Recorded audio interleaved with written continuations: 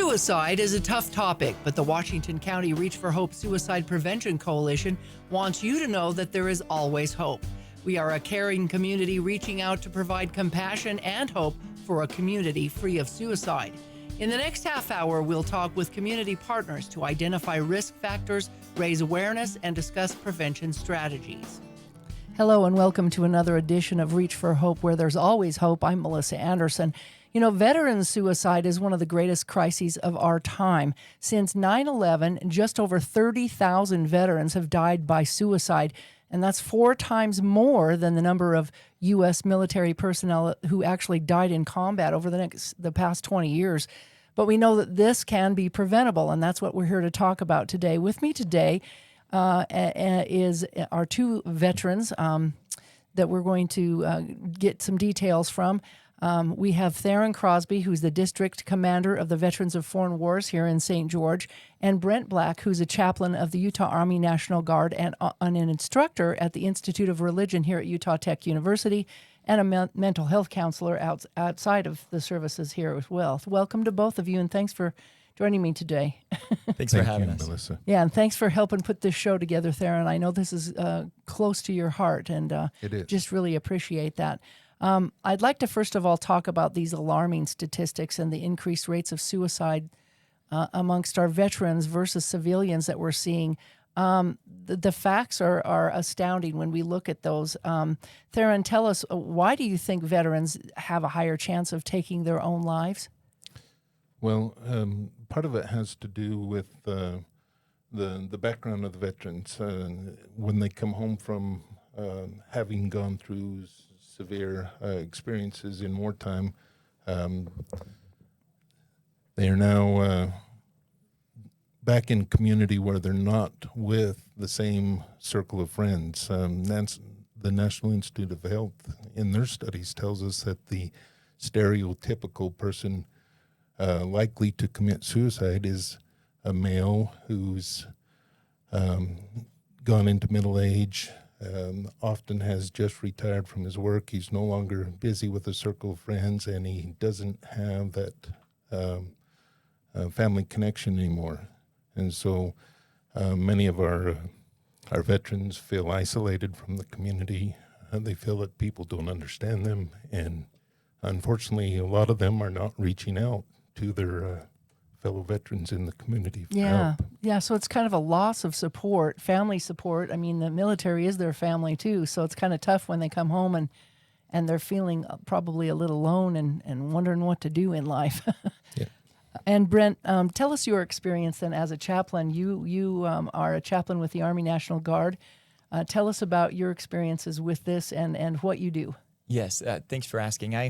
I'm super excited to be here. I think, so in my mid-30s, God just inspired me and said, hey, I want you to become a chaplain in Army National Guard. I never thought about joining the military, but it's these alarming statistics that pointed me to say, there is a suffering population here, an epidemic that needs some help. And so I got into it as a mental health counselor and as a religious educator. It's kind of combining those both things to become a chaplain, which is, it's the spiritual advisor. They're the ones that are going to pull in soldiers and say, how are you doing? Talk to me, really, how things going? And to be their kind of their bigger brother, their friend. And everything with a chaplain is completely confidential. And so it's fun when kids will come over and they want to talk to me and we shut the door and they say, hey, this is what's going on, or this is what's happened in my past and I'm struggling. A lot of them are sometimes afraid to open up to maybe other type of people or mental health counselors because of the stigma. They don't want, they're very confidential people and they don't want any of those types of things coming out into the public. And they like to deal with their own feelings. They want to be strong. And they're not used to opening up and talking. And so when they come back from deployments and things like this, it's very hard on those families. The wives have kind of adjusted to a normal way of life. The husbands don't know where they fit in. They try to get a job in the community. It's when the Army has been providing things for them in the past and they feel lost and distanced. And it's really hard for them. So it's cool for me to put my arms around these folks and help them out to stay safe and to want to be here. And to make them feel loved a little bit too, I'm sure. Yep. Now, one thing we know for sure is that veterans are more likely to reach out for more in a more lethal way, using firearms like a weapon to take their own life. The Reach for Hope Coalition has put together several ads and informational videos to talk about gun safety. Let's take a look at one of those. There is no better feeling than being on the range. When we teach firearms on the range, safety is our first priority. We teach the safe handling of firearms in every course of fire because we in the shooting community take firearms very seriously. It doesn't matter our skill level, whether we are the competition shooter, the self-defense shooter, or simply the casual shooter on the weekend. We strive to make safety our priority. So why does that safety mindset take a back seat when we leave the range and go home? Firearm safety at home is just as important as firearm safety on the range. We understand that firearms are an effective tool for protecting your family and home against attack. But we also know that locking up firearms and firearm safety is just as important at home as it is on the range. In fact, locking up a firearm may save the life of a loved one who might be suffering from a mental health issue. 86% of firearm deaths in Utah are suicides, so putting time and distance between someone who may be thinking about suicide and lethal means or firearms may save a life. Together, we know that the shooting community And the mental health community can make a difference, so take the time to lock up your firearms.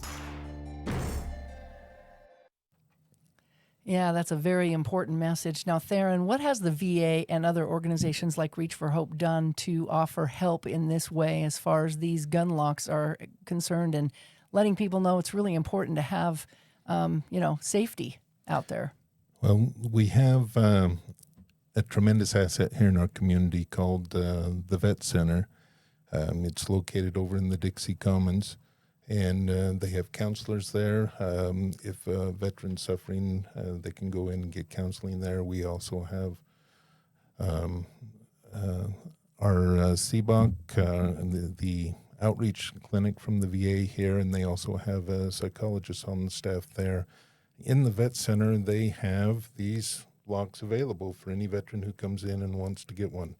They're there free of charge, and the staff can walk you through really quickly how to use these and how to use them to secure any of your weapons. Yeah, it's a good idea to have that, and they're free of charge. And I know that Reach for Hope has those as well, and even some of the police departments and stuff might even have those to give out. Tell us about our student population of veterans here on campus and where they might go to reach out for help.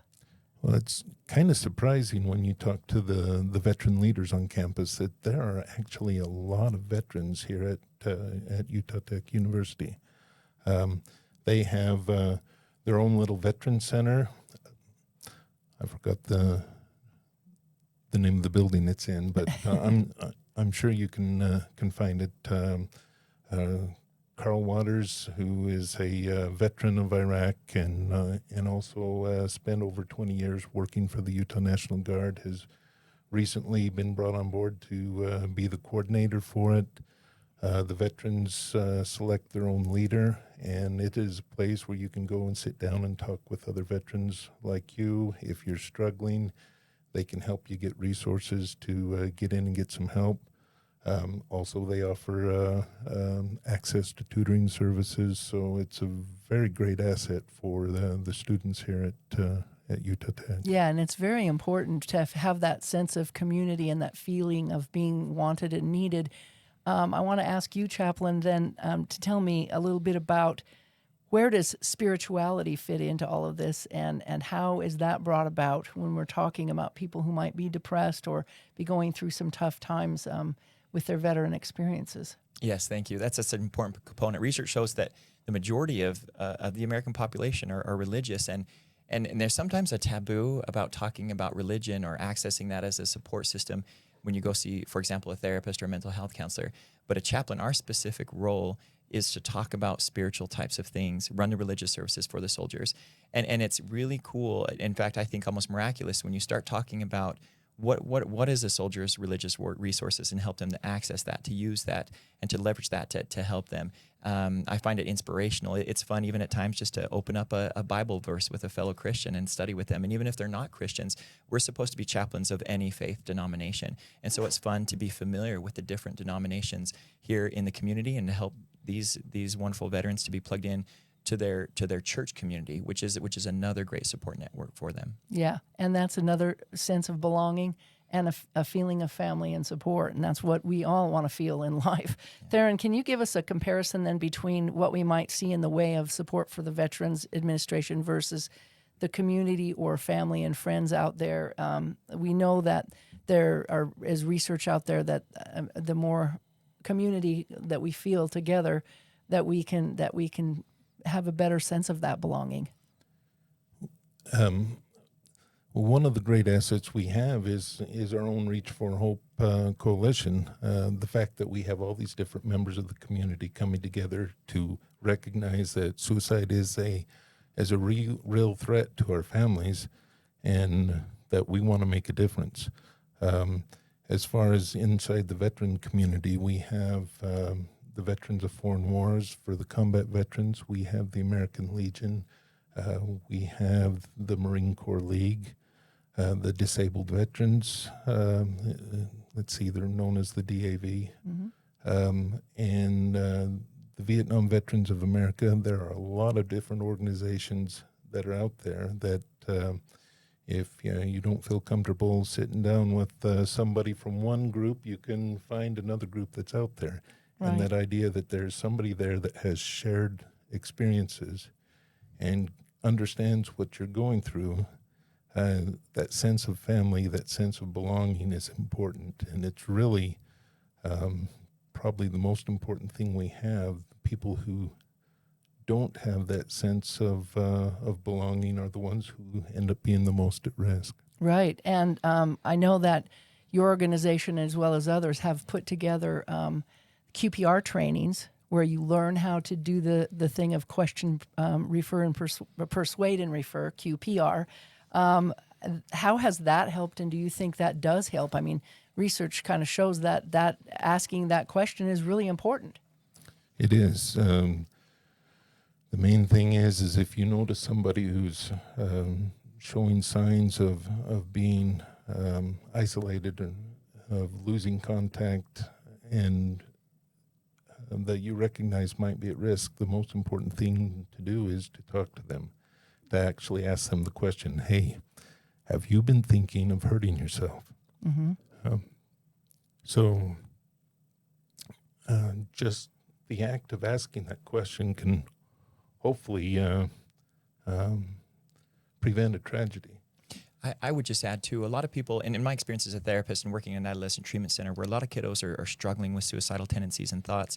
At first, when I was a therapist, I thought, oh, no, if I ask them if they want to self-harm, if I'm asking if they want to kill themselves, then I'm going to give them that idea, and then they're going to be more likely to do it. But research is very much contrary to that. It very much decreases the likelihood of a person hurting themselves if we ask specifically using those words, have you had thoughts of wanting to hurt yourself or take your life? That can save a life as we do that. And so I have become, over the course of my 10 years in doing therapy and as a chaplain, and being very clear about asking that question. It sometimes is a scary question to ask, but I've become so much more comfortable in asking it. Yeah, it's hard at first, but I think it's important. And like you said, people actually probably want that question to be asked if they're in that much pain. Chaplain Black, is there a common factor that veterans share that might contribute to the breakdown of mental health and coping with everyday life or undue stress? Can you tell us some of the warnings that are similar among veterans as any other population? Yeah, so I would say just one of the biggest, there's several here. I want to go through a little list. I think appearing sad or depressed a lot of the time. A person, a lot of times as a therapist, I talk about what is your baseline behavior. If you notice a person off their baseline, they're either up or down off of it, then that's very worrisome. You'll see hopelessness or anxiety, frequent mood swings, increased drug and alcohol misuse. This is a big one for veterans. They're coping in the wrong way by using drugs. And if that is being used in an excessive way, you got to be able to mark that. Excessive guilt or shame or a sense of failure, rage or anger, engaging in risky activities without thinking. A lot of these veterans they might used to have had interest in some hobbies or work or school, and they just don't seem to have the motivation to do those things anymore. They're neglecting their personal hygiene. They just even physically don't look like themselves anymore, withdrawing from family and friends, violent behavior even. They could unexpectedly write a will, give away things. You might even see highs that seem almost like they're at peace, or they're excited at times. or lows. And so those are important times to say, hey, this person is way off their baseline and I know who they are. And that's when we start asking the questions, are you okay? How can we help? Right. And so how many of these veterans are dealing with the death of maybe another veteran or a death of a family member or something that has triggered some of these responses, especially maybe during the holidays or a time of the year when that anniversary of that death comes around? Exactly. I would imagine every veteran knows someone within their circle who has taken their life. Sadly enough, it is an epidemic, and that's hard for them. In addition to all of the other responsibilities they have to worry about is when those times come around. And to be honest, these friends of theirs have become their family. When you get deployed, when you spend this much time with them with the same interests, these have become your family. And when you lose them, it is devastating to these fellow friends. Yeah. Now I want to switch over to our new 988 crisis line and lifeline that has come out. It's a new number that was implemented just July 16th nationwide of 2022, and it's a great resource. It's basically 24/7, and it shortens the old number that we used to have of 1-800-273-TALK. Now it's 988, and you can even text it. Thearon, tell us about how this a trained live counselor will come on board in Utah when you dial this number, and what happens? Okay. When you dial 988, it runs you through the emergency network and connects you directly to the counseling center up at the Huntsman Center. And it doesn't matter where you're calling from, because when you call in, they can see that. That's not something to say, oh no, I'm going to be tracked down, but it's rather so that they can access you into networks in your local community where you can get additional help. So they provide counseling, and it's not just an individual in crisis, but it can be you as a friend or a family member of somebody that you've identified that is struggling. So you don't have to be thinking about suicide to call this number. You can be called to get assistance for somebody you know and care about. Yeah, and you can text that number or call it. What happens then, Thearon, when a veteran calls that number? Is it the same thing? Does it tie into the veteran suicide hotline, or where does that go? So it does. So when you call in, it'll give you an option. It'll ask you for veteran services, press 1, and then it'll ask you for services in Spanish, press 2. So in either case, you can get access specific to you. By pressing 1, it redirects you into the veteran hotline. And so you are talking with somebody who has shared experiences, who has been a veteran, who is trained on how to talk to veterans. And there are some subtle differences because of the different experiences that veterans bring to the table, that sometimes they don't want to talk to somebody who is not trained to recognize problems that veterans are having. Yeah, herein lies where the chaplain comes in, because you've been there and you understand, and many of them may be struggling with PTSD, right? Exactly. And that really does take a special mindset and have been there, done that, to get into that realm. So this is available 24/7. And so what happens can a veteran call in for another veteran then, if it's not the veteran that's calling in themselves? Absolutely. It's all about getting in and talking to somebody who understands and can help you find the assets in your local community. Yeah, that's great. And the support doesn't end there. It continues and goes on. What happens after the conversation is over? Well, that's where they talk you through where you can get more assets available to you. And they probably refer you to someone in the local community as well. And that's where where you might come in. Yeah, exactly. That's one of the things that these call centers have, is they have access to lists to say, hey, this is where this person's calling from. Here's a list of community resources. Here's a chaplain in the community. Here's church communities. Here's the VA center. And so it doesn't leave them up hanging and dry, because this is really an acute care. Like in a time of great crisis, would be a great number to call, but it's not long-term therapy or something else. probably will need something more than that. And so they don't leave them hanging. They're going to plug them into some resources. Yeah. And so why is it important then for veterans to have both options of having a person like you who they may relate to with one-on-one experiences, as well as someone they may not know to talk to, who might answer that phone and be on the other line?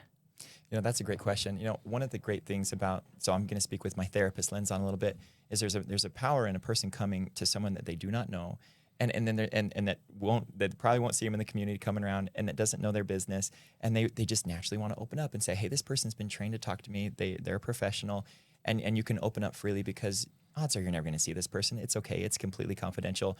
Versus someone that's really that person that can put their arm around you and give you that support and say, hey, we got this. Let's do this together. And I think that that's a powerful combination to have both of those. Wow, that's great. Now, Theron, what other kinds of direct help or support is offered here in St. George? You mentioned the Veterans Center, the VA Center, clinics and things. Tell us about what is offered if you come through the door there. Well, in the Veterans Center, one of the first things they're going to do is talk to you about whether or not you are in immediate crisis. So that's going to change whether or not they set an appointment with you to come in later in the week, or if they get you in to talk to a therapist immediately. And they are set up to do that if it is somebody who's in crisis. And whether it's a phone call calling into the vet center or whether you go in person, it's still the same thing. They do let's see, in the medical community, they call it a triage, but it's basically taking a quick look and saying, okay, how critical is the situation here, and do I need to get him in to see somebody immediately? They currently, at the vet center, they currently have 2 therapists. They have they just informed me that they've got a third one coming in the very near future. So those will be 3 therapists sitting there ready and willing to help. They also have an outreach specialist who can provide services outside of the St. George area, because our vet center down here actually covers all of the 5-county area all the way up to Richfield. And they have an outreach van that goes around to those different communities with the therapist. And all you have to do is call the vet center, and they can give you his schedule and let you know when he's going to be available in your community. In addition to that, they also have a chaplain. And so sometimes it can be less intimidating to, fix an appointment. It's just the old chaplain. They call him a chappie, in the military. And so you can use that lingo with them, and they can speak that language. And so instead of maybe, if it's too scary to have a session with a therapist, then they can go and talk to a chaplain as well, and that's available. And that's where you come in. And also we have these students that we talked about on campus here at Utah Tech. There's a place here for them to go as well, regardless if they're veterans or not. Theron, you were saying something to me prior to the show, talking about the location of the Booth Wellness Center here that we have. Tell us a little bit about that and how that works. Yes. So it's a little bit different. They're not there 24 hours a day. They're only there Monday through Friday from 9 to 5. But as an asset here on the campus, if you're in crisis and call in, they can get you in to see somebody that very day. They did say if it's not an emergency, it may be a week to a week and a half before you get a chance to go in and sit down. So it would be a matter of calling in and making an appointment. But if you're a student here on campus and you're worried about fitting it into your budget, don't worry about that, because mental health care here at the campus is free to the students. Yeah. And one thing I want to add too, I went over there and explored that place and met all the therapists and psychologists and had a wonderful experience.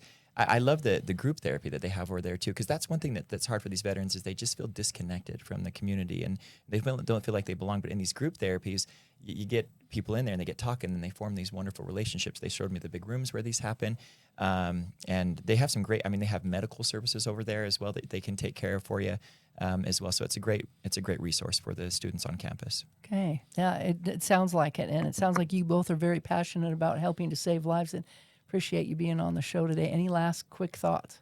No, thanks for having us on. It's fun to be here. I really hope that these veterans can reach out to the resources they have because they're really there, and we want to keep them safe and alive. And if they can just know this is why this is so valuable, because we care about them and we want them safe. Yep. And Theron? If you're in crisis, or you have a friend or a family member who's in crisis, don't wait. There's help available. Yeah, that's definitely for sure. And again, as he said, if you know someone or somebody may be contemplating suicide, to reach out. And remember, that new number is 988. You can text it, you can dial it. And as it says on the screen, there is hope. And if you're a veteran, you can press 1, you can chat, you can hashtag 988lifeline.org. All the resources are there. Thanks for watching, and we hope you stay safe. The Reach for Hope Coalition wants you to know that we care about you and we are here to help. If you or someone you know is thinking about suicide, reach out. You're not alone. To access resources for yourself or others, visit our webpage at reachforhopeutah.org. That's reach4hopeutah.org. If you are experiencing a crisis, please call the Suicide Prevention Lifeline at 1-800-273-TALK, because you matter and there is always hope. This has been a production from a podcast studio.